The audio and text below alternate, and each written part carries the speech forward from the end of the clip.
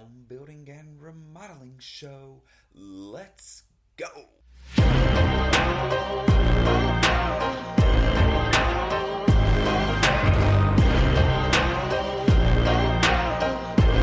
Welcome everybody to the Homebuilding and Remodeling Show. My name is Chris Kirby and I'll be your host. I am the owner of 3 construction companies on the Alabama Gulf Coast. The show is about residential construction. We're going to cover topics of home building and remodeling. Are you thinking of doing a remodel or building a home? Are you a contractor looking to improve your knowledge base or grow your business? Have you ever done a remodel project or built a home? There were so many things you wish you knew or that you could have done differently during the process. Then this show is for you. We break down the process of building and remodeling and how to have the best results during your project. Whether you're a DIYer looking for tips, someone looking to hire a contractor to do a project, or a contractor looking to expand your knowledge base or your business. Welcome aboard. Glad to have you. Stay tuned. We kick off the show with my thoughts on home building and remodeling. I'll share best practices and talk about some of our experiences in business and out in the field. These shared thoughts and lessons learned are meant to help you on your very own journey. Let's go. What it takes is experience. It takes diligence. It takes the biggest thing in contracting that you can understand, and I'm sure it applies to business in general, is understanding your cash flow. Because you will have weeks where you feel like you're breaking the bank, you're raking it in. Man, I closed out 5 jobs and I made a ton of money. Let me go buy a new boat. Well, that's not what you want to do.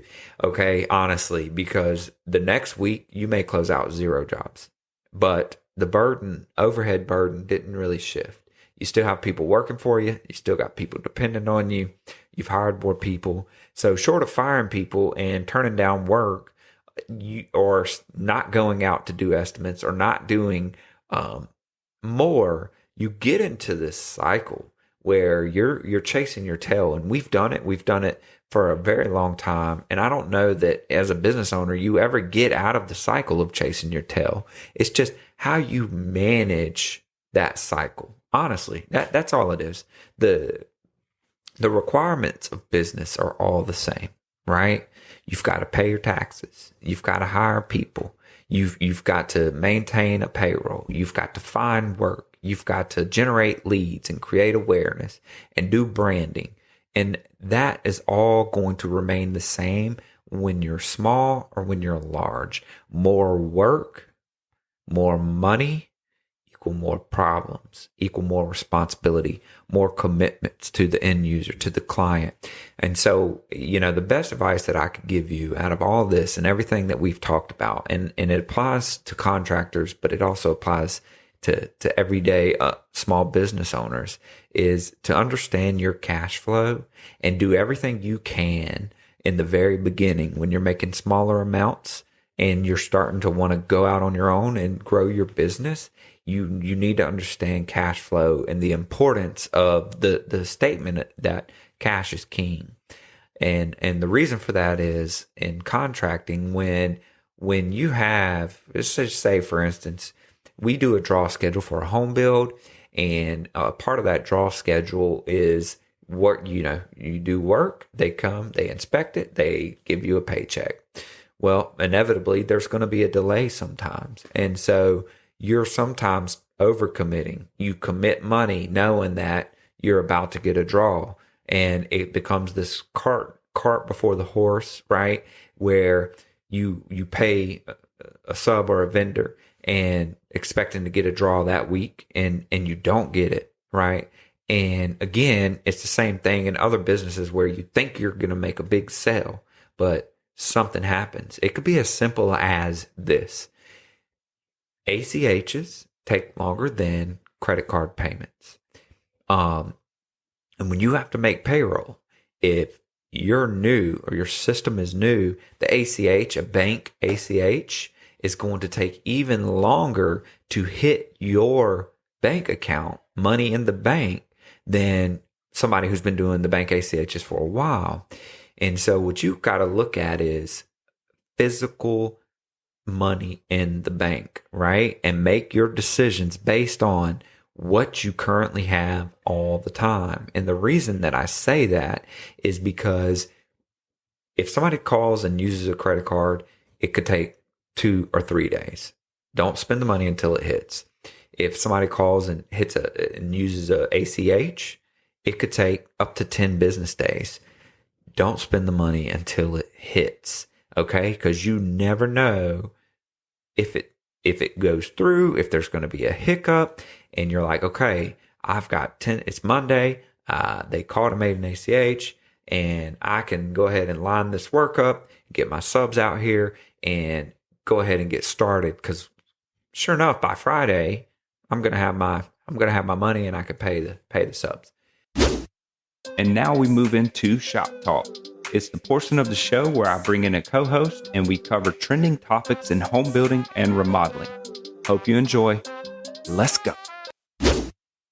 Welcome, everybody. We got Pete, our general manager here. He is the general manager of Kirby Homes, and where we build custom homes. And we just want to talk a little bit about some of the stuff we're dealing with, going through. The mission of the Homebuilding and Remodeling Show is to share our experience with the audience, to see, what we're going through as home builders, remodelers, contractors, interior designers.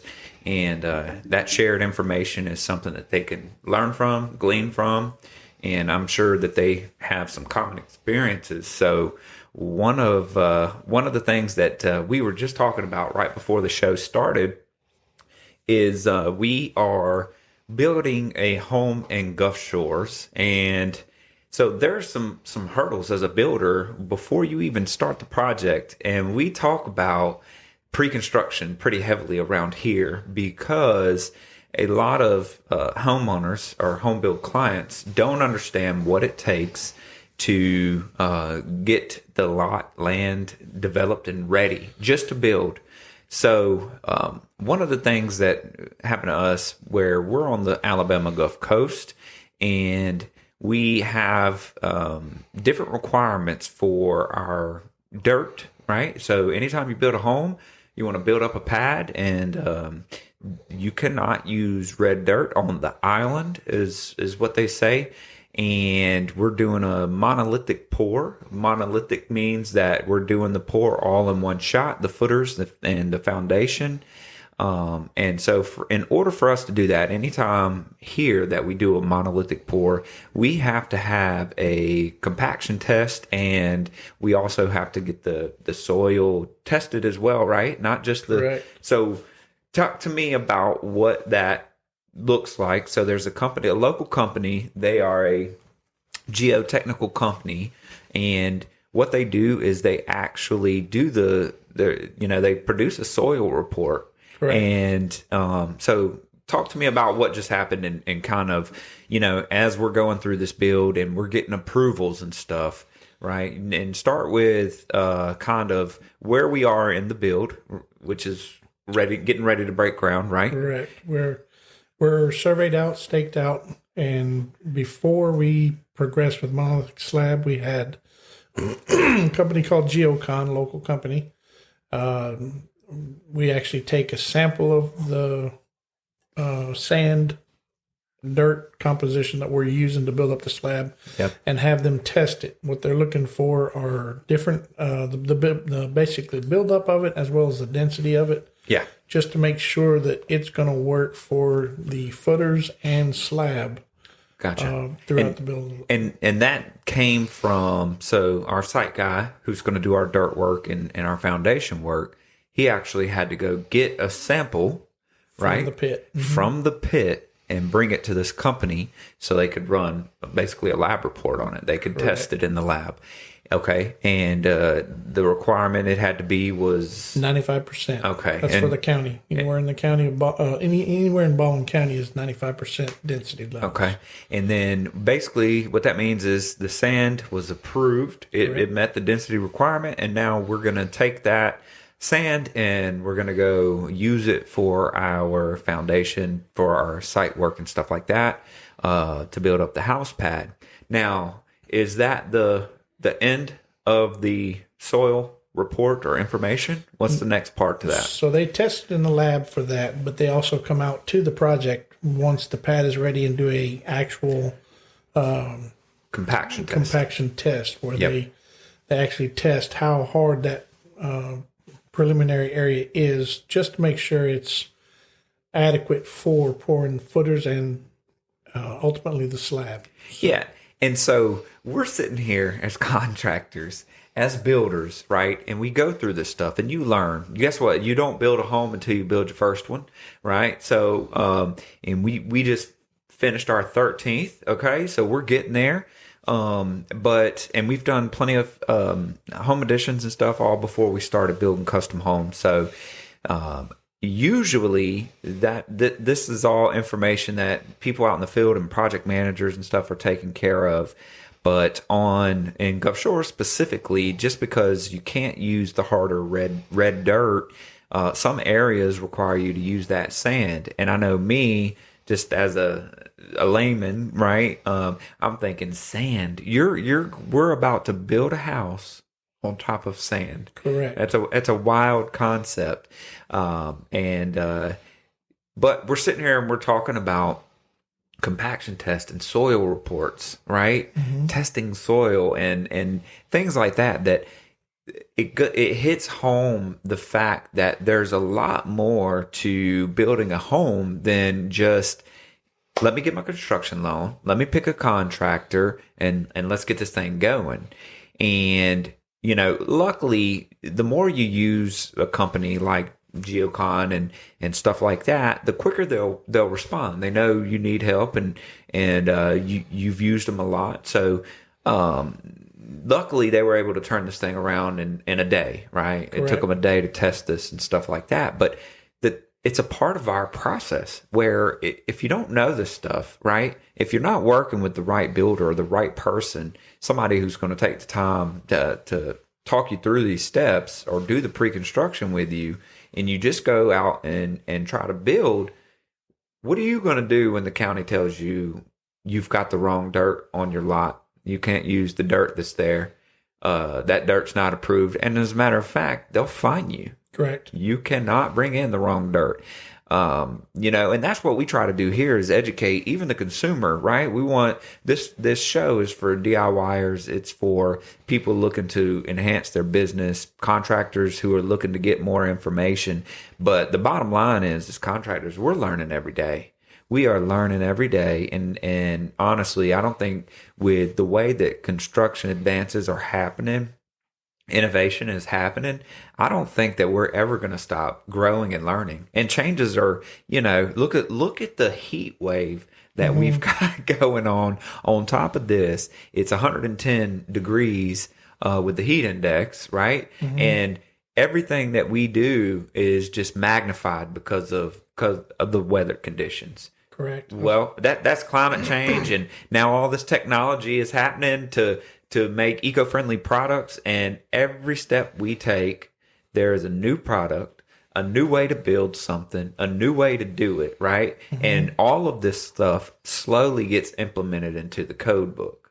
And you went to a recent code meeting, and were they not talking about the all of the changes just for what was it, energy conservation and stuff coming up? Correct. Yeah. Yeah, first of all, that everybody right now, the majority of them are one code book behind. Yeah, they operate. So for instance, what Pete is talking about, all of our municipalities in our county, right, is operating. Most of them, I say, are operating out of the 2018. I think we've got one or two that have now jumped over to the 2021 Correct. IRC, but most are operating in the 2018. Yeah, Orange Beach and Gulf Shores are on the 2021.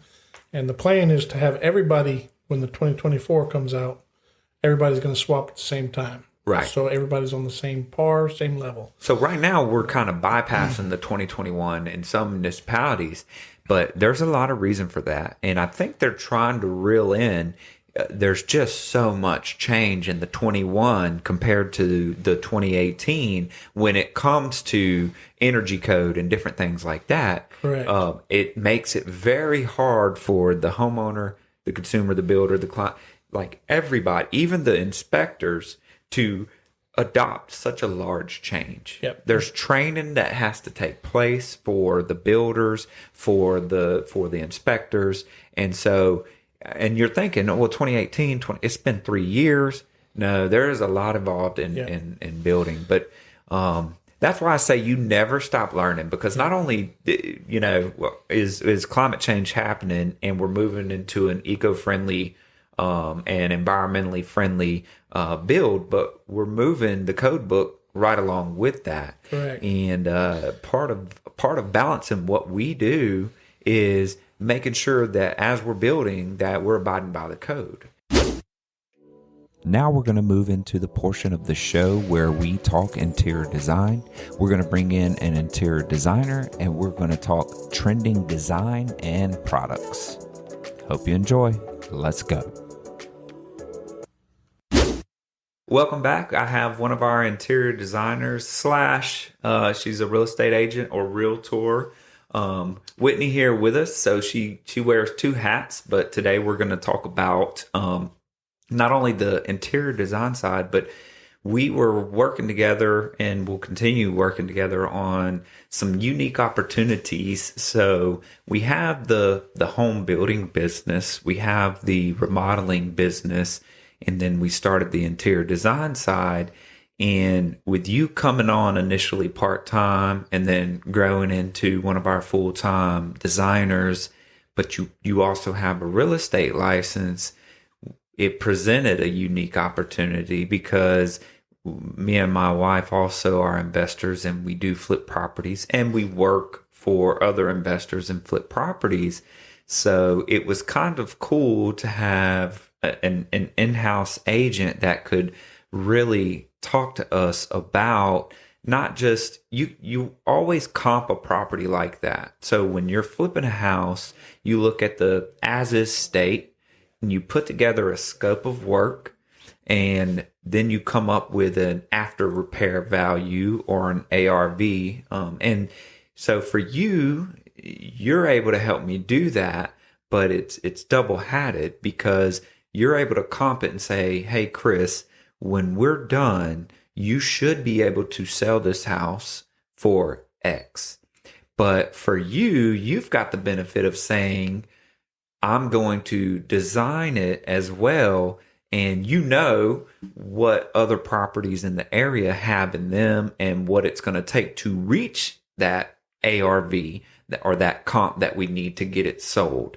So I wanted to talk to you about that. And this is the first time on the show. So tell me about, first, let's talk about your experience in real estate, because you've been doing that for a while, right? So I've been in real estate for 4 years now. I came from Iowa, which you know that. Yeah. Came back, I had a business there previously. Real estate has always been what I've wanted to do and design. So like when me and you met and kind of decided to mesh together, it really seemed like a perfect fit. I've been real estate for 4 years now. I started with a home builder, a local big builder. Which was another benefit for us because you do have that experience in the home build side, and when you were doing that, were you doing walkthroughs or what were you doing as an agent for a production builder?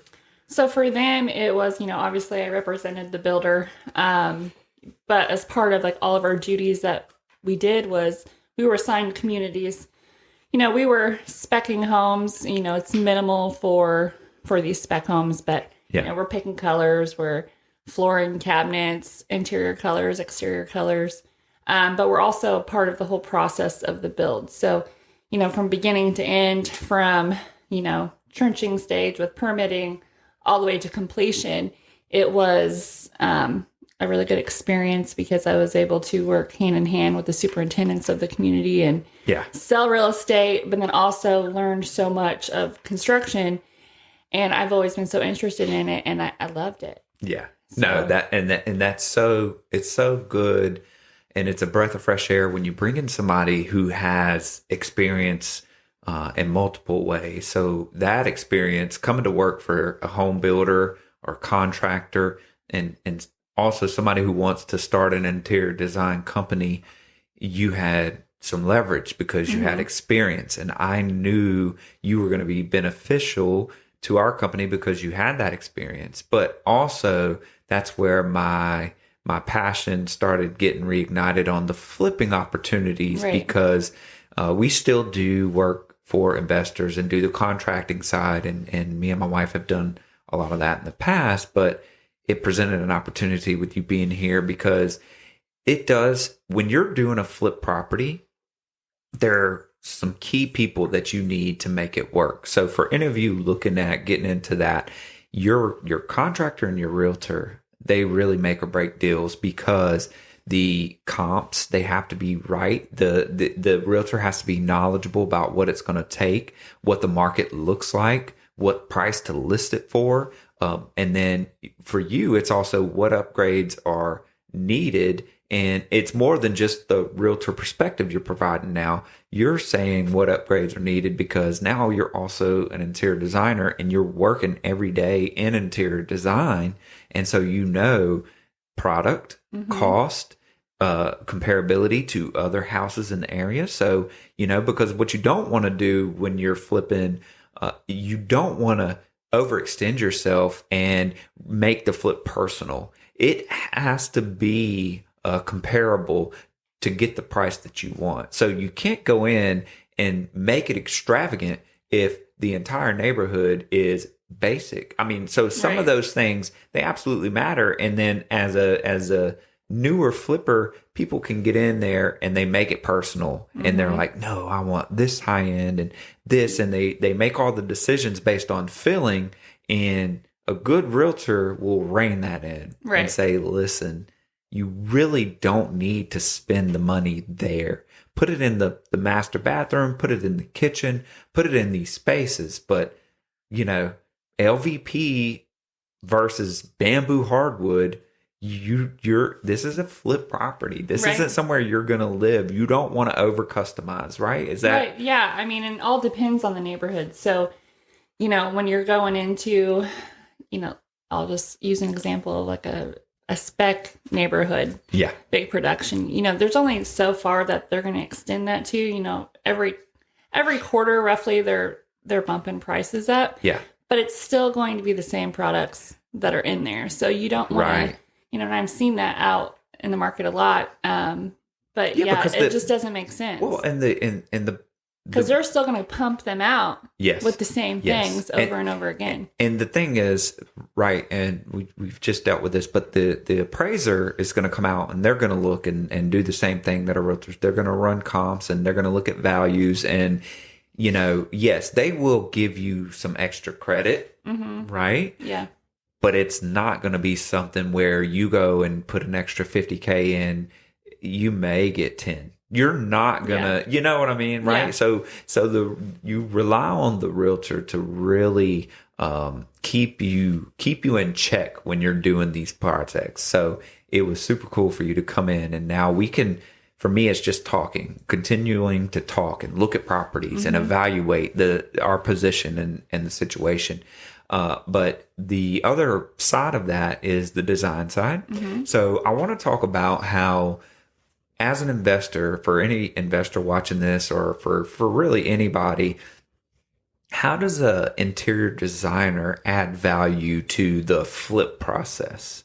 So for me, I was excited because as a flipper, as an investor, you have to make all the decisions, the colors from outside to inside, the roof. I mean, pretty much you're the one making all the decisions. Thanks for joining us today. As always, we are grateful for our listeners and your continued support. Please subscribe to our YouTube channel. Follow us on social media via Facebook, Instagram, and TikTok. Get more info at our website, www.thehomebuildingshow.com. And as always, remember who we are, the Home Building and Remodeling Show.